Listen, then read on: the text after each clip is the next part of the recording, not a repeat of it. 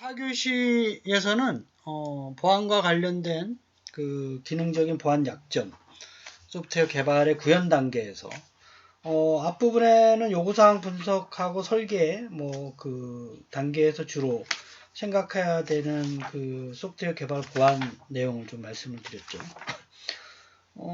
이제 4교시에서는 그 개발의 구현 단계에서 그러니까 쉽게 얘기하면 이제 그 프로그래머들이죠. 이제 저희들처럼 이제 여러분처럼 구현 단계에서 이러한 내용을 고려를 해서 앞부분의 기밀성, 그 보안성, 그 가용성, 인증, 부인 방지, 이런 거를 포함해가지고 여기에서는 인증, 접근 제어, 기밀성 암호화 이런 거를 구체적으로 소프트웨어의 그 구현 단계에서 코딩으로 구현을 하셔야 돼요. 그러니까 실제적으로 프로그래밍 하는 사람에 관련된 그 보안적 요소들을 설명하고 있기 때문에 여러분들이 이제 여기서 잘 알으셔서 그 가능한 한 이제 이러한 내용을 생각하면서 그 프로그래밍을 하셔야 된다. 이렇게 얘기할 수가 있겠어요. 그래서 역시나 이제 오른쪽에 있는 것을 6가지를 생각을 해야 된다라는 점을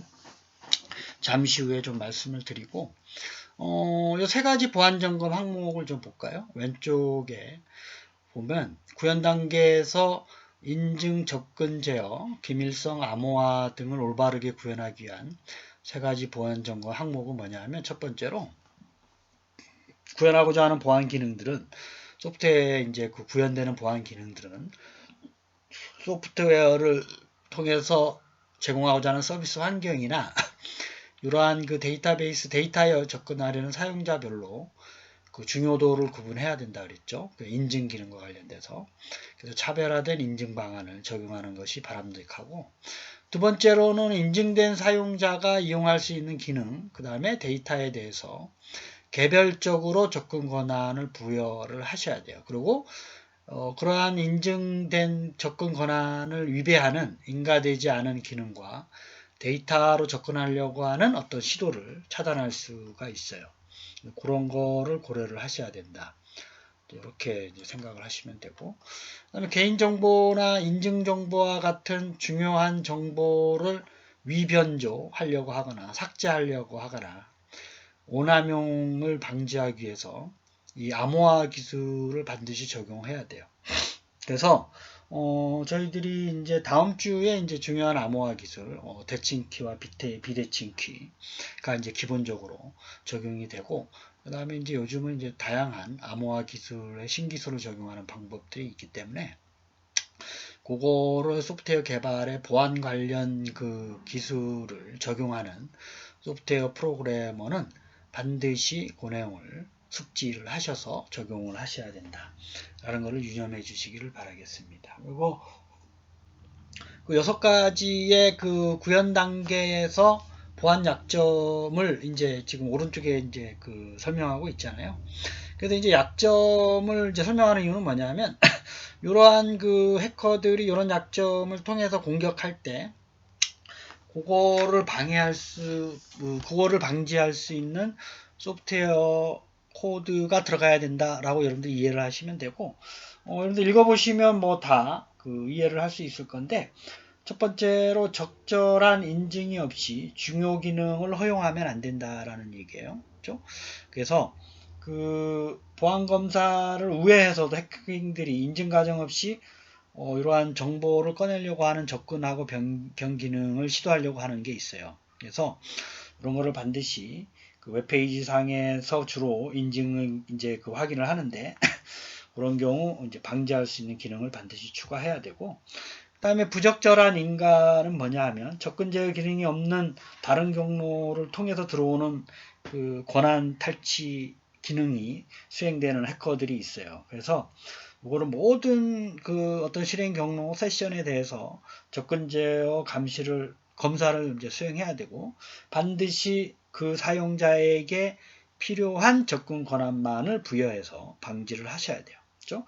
세 번째는 그 어떤 중요한 자원들이 있죠. 하드웨어 자원이라든지 데이터베이스 자원이라든지 소프트웨어 자원들에 대해서 그 이러한 중요한 자원에 대해서 잘못된 권한 설정을 하게 되면 그 권한을 넘어서는 사용자가 어떤 자기보다 넘어서는 데이터 정보라든지 소프트웨어 자원을 이제 해킹하기 때문에 이거를 반드시 권한 설정을 제대로 하셔야 된다는 얘기고, 네 번째는 암호화 알고리즘을 말씀을 드릴 텐데, 취약한 암호화 알고리즘을 쓰면 안 돼요.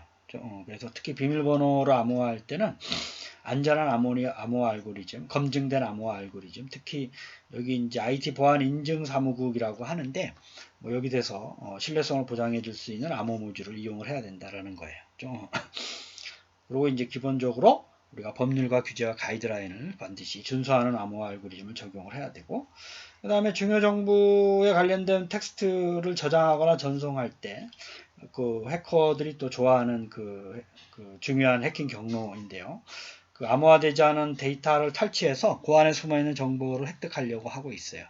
그래서 요즘은 보안과 관련된 HTTPS, Secure, SSL 같은 소프트웨어를 채널을 이제 이용해서 사용을 하고 있습니다. 그 다음에 하드코드된 비밀번호라고 하는 건 소프트웨어 안에 코드 안에 하드코드라고 얘기하는 건 책에도 나와 있는데 데이터를 코드맵에 직접 입력해서 프로그래밍하는 방법이에요. 그래서 다른 별도의 데이터 정보 데이터베이스나 정보 공간을 이용하지 않고 코드 내에 직접 입력이 되면 요게 이제 해커들이 탈취하려고 할 때 좋은 재료가 되는 거죠. 그래서 반드시 패스워드는 암호화해서 별도의 파일에 저장해야 돼요. 그러니까 예를 들면 패스워드 같은 게 1, 2, 3, 4라는 비밀번호를 프로그래밍 내에 코드화가 되어 있으면 그거 이제 해커들이 찾기 쉽다는 거고, 1, 2, 3, 4를 암호화해야 된다 이런 얘기. 암호화해서. 그래서 이제 디폴트 패스워드라 그래요, 이거를. 그래서 사용자를 등록하기 전에 설치 권한을 획득하기 위해서 사용되는 초기 설정 암호예요. 이런 것도 기본적으로 사용하는 방법을 암호화해가지고 하드코드된 비밀번호가 유출되지 않도록 다양한 보안 기능이 설정된 소프트웨어를 구현하셔야 된다. 이렇게 이해를 하시면 되겠습니다. 그 다음에 이제 에러 처리 기능을 좀 볼게요. 지금 뒤에 있는 5과목 정도는 제가 마치려고 해서 좀 중요하지 않은 내용은 제가 몇 가지 좀 생략을 하고 있는데 여러분들은 좀 보시면서 좀 한번 읽어보시길 바라겠고, 섹션 184에 보면 에러 처리 기능이라는 게 있어요. 에러.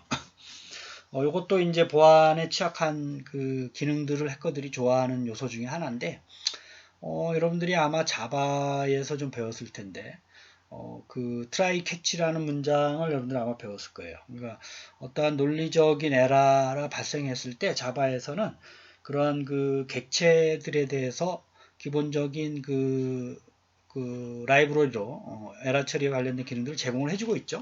저희들은 이제 그걸 불러서 쓰기만 하면 되는데 임포트 해가지고 try catch 문으로 작성하는데 그때 에러 처리가 발생했을 때 처리되는 구문을 사용자 해커들이 그걸 이제 일부러 에러를 발생하면서 어떠한 결과를 얘가 내뱉는지를 이제 분석을 해요. 그래서 에러를 수행하면서 일부러 에러 구문을 어떻게 처리하는지를 보고 중요 정보가 노출되는지, 그 다음에 이제 소프트웨어 실행이 어떻게 되면 중단되는지를 해커들이 판단을 해요. 그래서 일부러 트라이 캐치문이 수행되게끔, 에러 처리가 수행되게끔 하는 어떠한 오류적인 프로그램 수행을 유도하면서 거기서 사용자의 중요 정보를 빼가려고 하는 이러한 거를 이제 저희들이 에러 처리에서의 보안 점검을 하셔야 된다는 거고, 보안 점검 항목은 이제 이렇게 세 가지가 또 있어요. 그래서 자바 같은 각 프로그래밍 언어마다 예외 처리 구문이 이제 좀 있죠. 반드시 들어가야 되죠. 논리적인 에러가 발생했을 때 그냥 프로그램이 이제 수행이 중단되는 것보다 어디서 어떻게 논리적인 에러가 발생이 됐고 어떻게 입력이 됐길래 그러한 에러가 나오는지를 항상 출력을 해서 사용하는 사람들이 그거에 대해서 에러를 이제 발생하지 않도록, 그래서 입력 데이터가 잘못됐는지 아니면 어떠한 논리적인 수행에 오류가 발생했는지를 정의해서 확인할 수 있도록 하는 게 있어요. 그게 이제 우리가 exception error라고 그러죠.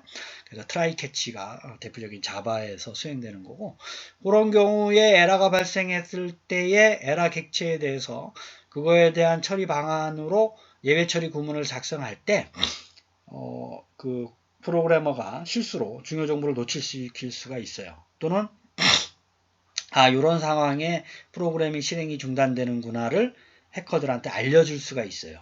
그래서 그런 경우에 주의해서 오른쪽과 같은 그 대응을 좀 하셔야 된다 이런 얘기죠. 그 다음에 그 예외 처리 구문으로 중요 정보를 노출시킬 수 있다 그랬고, 예기치 못한 문제를 발생시킬 수 있기 때문에 이거를 생각을 해서 에러 처리 상황 시 그 에러 처리 구문의 그 결과를 보안을 생각하면서 출력을 하셔야 된다. 이렇게 정보 노출을 고려해야 된다. 이렇게 이해를 하시면 되고, 에러 처리가 이제 제대로 되지 않으면 코딩이 유발하는 보안 약점에는 오류 메시지를 통한 정보 노출이 있다 그랬고, 오류 상황에 대한 대응 부재가 있다 그랬고, 부적절한 예외 처리가 있어요. 그래서 이 세 가지를 그 점검을 하면서 그 예외 처리, exception error 프로세싱을 설계할 때, 즉 이제 소프트웨어를 설계할 때 고려를 해서 하셔야 된다라는 얘기고, 그 이제 오류 상황의 대응 부재는 이렇게 소프트웨어 개발 중 예외 처리를 하지 않으면 또 발생할 수가 있어요. 이걸 미비하게 또 하면 발생할 수 있는 게 보안 약점인데, 어떻게 하면 해커들이 소프트웨어 실행을 중단되게 할 수도 있죠. 예외 처리 구문을 얘가 분석을 해서. 그리고 의도를 벗어나게 논리적 에러를 일부러 막 발생시키게 할 수도 있어요. 그래서 이런 거를 잘 생각해서 예외 처리 구문을 프로그래머만 알 수 있는 문장으로 출력을 좀 해서 제어문 같은 걸 활용해 가지고 오류가 악용되지 않도록 코딩을 하셔야 돼요. 그래서 이제 그런 문제를 여러분들이 그 예외 처리 구문을 작성할 때 반드시 고려해서 보안 설계 항목에 반드시 넣어야 된다는 것을 유념해서 좀 정리를 해 두시고, 반드시 그 프로그래머가 에러 처리에 대한 결과를 해석할 수 있게끔 하면 되고, 그쪽에서 예외 처리로서 출력되는 평문 구문을 중요 정보가 노출되지 않도록 하고, 그거에서 노출되면서 프로그램의 수행 조건들을 중지할 수 있는 수행 조건들이 본인이 의도하지 않게 해커들에게 유출되지 않도록 보안 점검 항목을 잘 확인하셔서 설계해야 된다라는 내용을 유념해서 좀 확인해 주시기를 당부드리겠습니다. 그 다음에 세 번째로 좀 말씀드리고자 하는 내용은 API 설계를 이제 많이 하죠. 이제 애플리케이션 프로그램 인터페이스 설계인데, 이제 자체적인 웹사이트에서 좀 말씀을 드리면, 뭐, 그렇지 않아도 다른 소프트웨어 설계에서 다 이제 쓰는데, 어떤 다른 기존 프로젝트에서 사용됐었던 설계의 그 구조적인 거를 내가 지금 설계하고자 할 때에 인터페이스만 설계를 하게 되면, 그걸 그대로 갖다 쓸 수가 있어요. 그런 경우 이제 설계의 그 상호 연결 부분을 우리가 애플리케이션 프로그램 인터페이스라고 그래요. 그렇죠? 그래서 대표적으로 이제 여러분들이 지금 웹사이트를 만들고 있을 때 구글의 맵을 연결하는 경우 대표적인 API 프로그램을 이제 쓰는 거예요. 그렇죠? 인터페이스를 설계하는 거예요. 그런 경우 그 API 설계를 좀 보안에 취약하게 하게 되면 요게 또 해커들이 좋아하는 공격 수단으로 되는 거예요. 그렇죠? 그래서 둘 중에 어느 모듈에 들어가서 인터페이스의 접속 부분에 입력 변수와 출력 변수를 조작을 해서 다른 내용이 출력되게끔, 다른 내용이 입력되게끔 해버리는 거죠. 그러면 원래 수행하고자 하는 프로그램 소프트웨어 설계에 치명적인 오류를 갖다 줄 수가 있어요. 그래서 API 오용의 보안 취약 항목은 소프트웨어 구현 단계에서 API를 잘못 사용하거나 보안에 취약한 API를 사용하지 않도록 보안 점검을 하셔야 된다라는 게 이 부분에서 얘기하는 거고, 요게 중요한 두 가지 약점이 있어요. 보통 API 설계할 때 이제 주로 DNS 룩업이라 그래서 도메인 네임 시스템, 도메인 네임 서비스라고 하는데, 그 도메인 주소와 IP들이 저장된 목록이죠. 그 www.ptu.ac.kr은 IP 주소가 뭐 128.254.46.21이다. 라고 이제 그 하는 조회하는 데이터베이스예요. 그런 걸 이제 조회한다. 그래서 DNS 룩업이라고 하는 거예요. DNS 룩업죠. 그래서 이런 경우 DNS 룩업이 그 제대로 설계가 되어 있지 않으면 그 취약한 API 가 되면서 보안에 허점을 나타낼 수가 있기 때문에 이런 거를 DNS 룩업도 보안에 잘 설계하도록 하셔야 된다 이런 얘기였죠. 그래서 DNS 룩업에 의존한 보안 결정은 그 도메인명에 의존하여 인증이나 접근 통제 등 보안 결정을 내리는 경우 발생하는 보안 약점으로서 DNA 엔트리를 속인다는 얘기는 DNS 주소, IP 주소를 잘못 넣어서 내 쪽으로 들어오게 해버리는 거죠. 그죠? 그래서 DNS라는 그 데이터베이스가 해킹당하면 상당히 복잡해질 수가 있어요. 그래서 그 마치 그 내가 어떤 학생이 뭐 그 API 설계할 때 그 주소가 www.pt.h.kr인데 그거를 이제 그 도메인 주소를 그대로 두고 IP 주소를 다른 걸로 해가지고 위장된 그 웹페이지로 들어와서 개인정보를 입력하도록 유도하는 거죠. 이게 이제 대표적으로 또 그 악성 사이트에 연결할 수 있는 그 조작 방법이에요. 이런 거를 이제 조심히 설계하셔야 된다 이런 얘기였죠. 그래서 가능한 한 도메인 이름을 비교하지 않고 프로그램 설계 시 IP 주소 같은 경우 보통 유출되지 않기 때문에 IP 주소로 서로 비교해서 API에 접근할 수 있도록 이제 하는 방법이 있어요.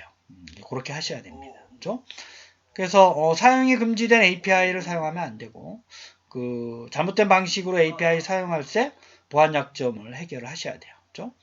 C 같은 경우에 보안 문제로 금지된 API 문장 같은 경우 함수는 스트레트 캐치나 서트 카피, 스프린트 F 이런 거 쓰면 안 돼요.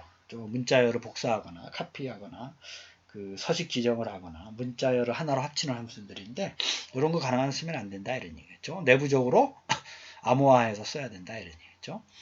그 다음에 그 네트워크 소켓이라 그래서 그 연결하는 맥 주소의 단계에서 연결할 수 있는 레벨인데 이런 경우 직접 연결하거나 소켓 연결하는 것 같이 그 이런 보안에 위협을 줄 수 있는 인터페이스를 사용하면 안 되고 보안이 검증된 인터페이스를 사용을 해야 된다는 거예요.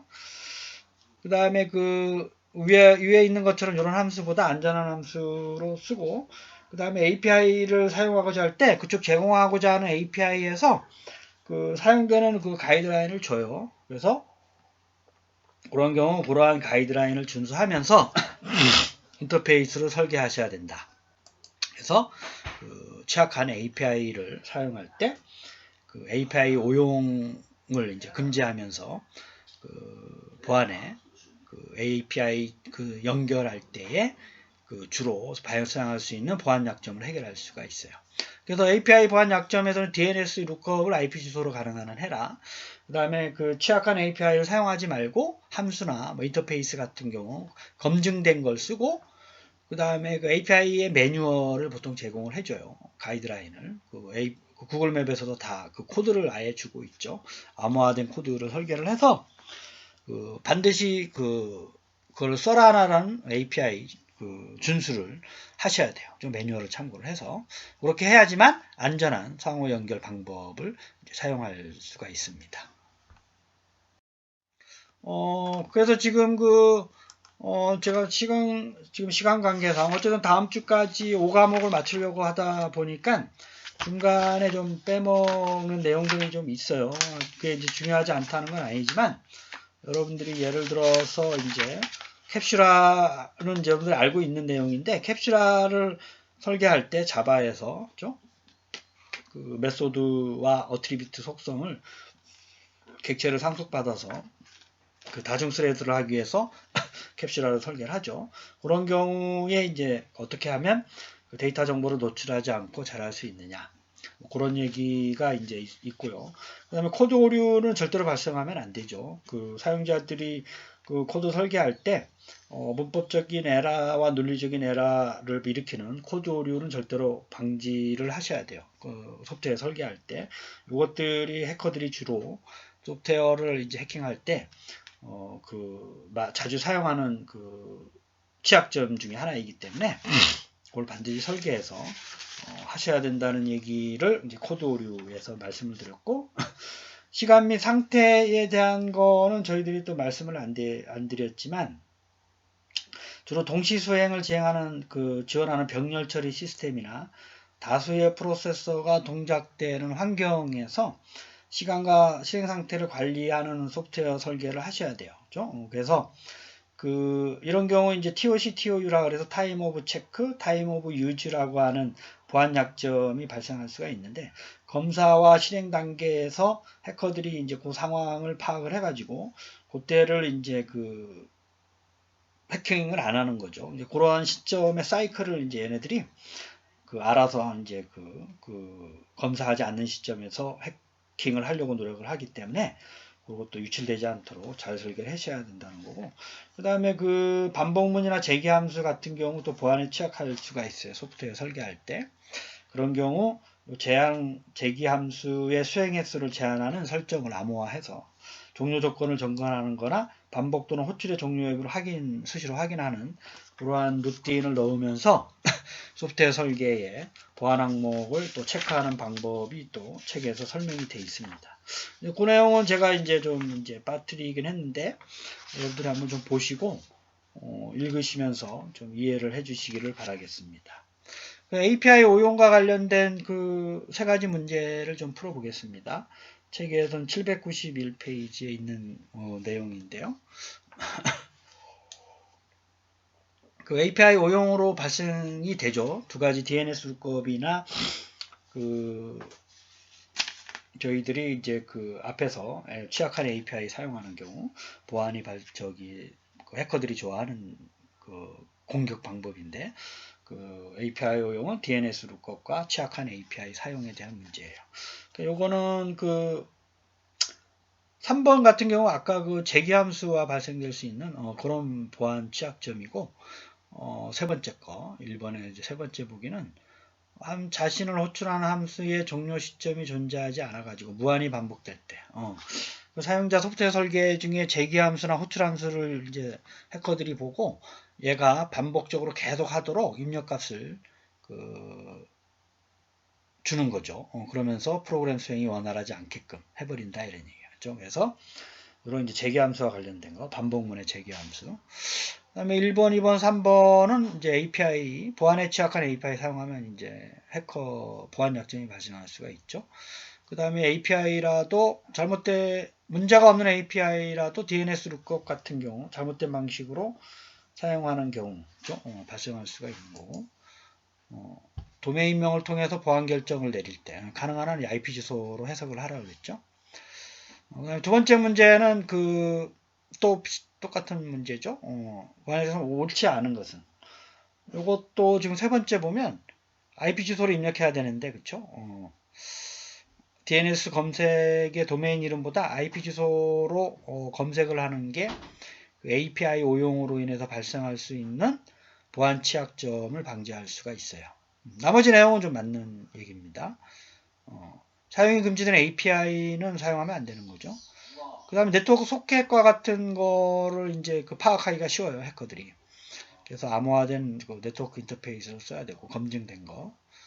그 다음에 사용이 금지된 API를 다른 안전한 API로 대체해야 되죠. 그 다음에 세 번째의 문제를 풀어볼까요? 세 번째 문제를 보면, 서버에서 도메인명에 의존해서 인증이나 접근 통제를 수행을 할 때 발생할 수 있는 문제점으로 가장 옳지 않은 것은, 네 번째 항목을 좀 보면 허용할 도메인명을 화이트리스트로 관리해서 예방할 수 있는 건 아니에요.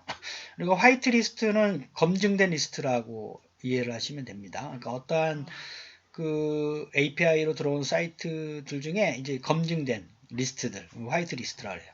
이걸 속여서 들어오는 거를 이제 막을 방법은 없죠. 그래서 이제 네 번째가 잘못된 내용이고, 나머지는 맞는 거예요. 도메인에 속한 서버인 것처럼 위장해서 인증을 우회할 수가 있죠.